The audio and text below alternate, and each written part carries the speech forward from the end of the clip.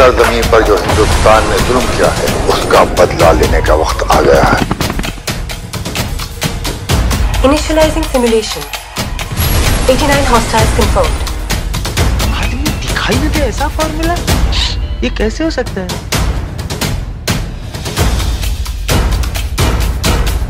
कौन होगा चिट्टी का दुश्मन? क्या मल्टीवर्स एक्सप्लोर करेगा चिट्टी? कौन सा दुश्मन आएगा मल्टीवर्स से? रोबोट्स और आत्माओं से लड़ने के बाद अब चिट्टी द रोबो को फिर से मिल गया है नया जीवन और साथ ही साथ मिल गया है उसे अपना प्यार। पर क्या ये है एक हैप्पी एंडिंग? क्या प्रोफेसर बोरा का बदला रह गया अधूरा?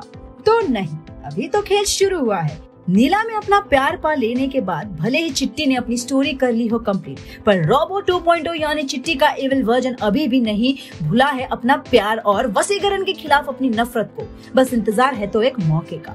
अपने कई एक्सपेरिमेंट्स के साथ साथ वसीकरण ने खोज निकाली है कि एक टाइम पोर्टल मशीन जिसमें पैरेलल यूनिवर्स में ट्रैवल किया जा सकता है। एक ऐसी दुनिया जहाँ सब कुछ सेम होकर भी सेम नहीं है।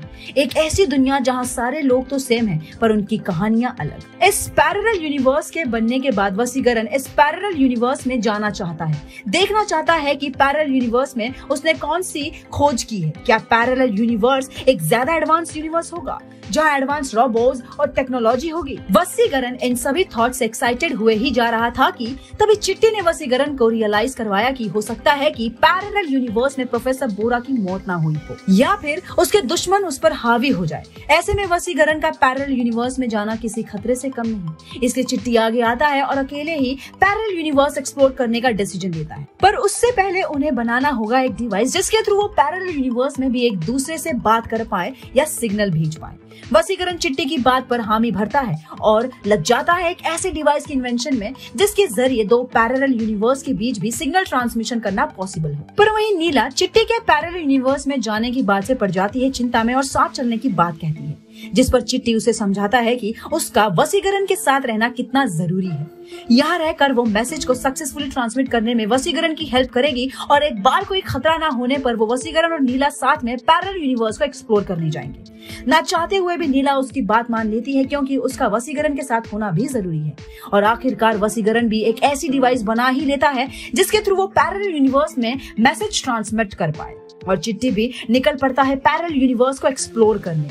वसीकरण अपने पैरेलल यूनिवर्स के पोर्टल मशीन को जैसे ही ऑन करता है, पोर्टल मशीन की इलेक्ट्रोमैग्नेटिक चार्जेस एक ट्रांसपेरेंट डोरवे क्रिएट करती है। मशीन के इफेक्ट से लैब के सराउंडिंग में इलेक्ट्रोमैग्नेटिक वेव्स क्रिएट होने लगती है। लैब की चीजें पोर्टल की और खींची चली जाती है। पोर्टल को ज्यादा देर ओपन करके रखने से पोर्टल अनस्टेबल हो सकता है, इसलिए चिट्टी को जल्दी करना होगा। चिट्टी नीला और वसीकरण को बाय कहता है और जल्द से जल्द सुरक्षित आने का वादा भी। और इस तरह वो पोर्टल में एंटर करते ही पोर्टल के पार गायब हो जाता है। वसीकरण नीला की हेल्प से पोर्टल को स्टेबल करने की कोशिश करता है, पर कोई रास्ता न होने पर उसे बंद करना ही ठीक समझते हैं।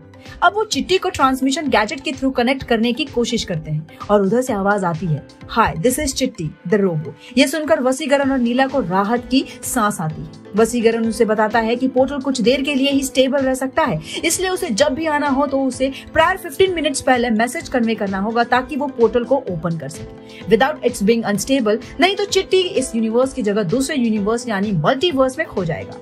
इतना कहकर वसीकरण और नीला फिर से पोर्टल पर काम करने लगते हैं। वहीं दूसरी तरफ चिट्टी के सामने जो मंजर था वो उसकी सोच से भी परे था। चिट्टी के सामने जो दुनिया थी वहाँ दूर दूर तक सिर्फ मेटल और मेटल स्क्रैप्स थे। ये दुनिया बिल्कुल उसकी दुनिया जैसी थी, पर वीरान और उदास, जहाँ दूर दूर तक कोई भी पेड़, जानवर या इंसान का नामो निशान नहीं था। चिट्टी समझ चुका था कि यहाँ कोई बहुत बड़ा अटैक हुआ है, पर कौन कर सकता है इतनी बड़ी तबाही, ये उसे भी नहीं पता। किससे सामना होगा चिट्टी का, किसने किया ये सब? आगे की कहानी जानने के लिए देखते रहिए बॉलीग्राड स्टूडियो।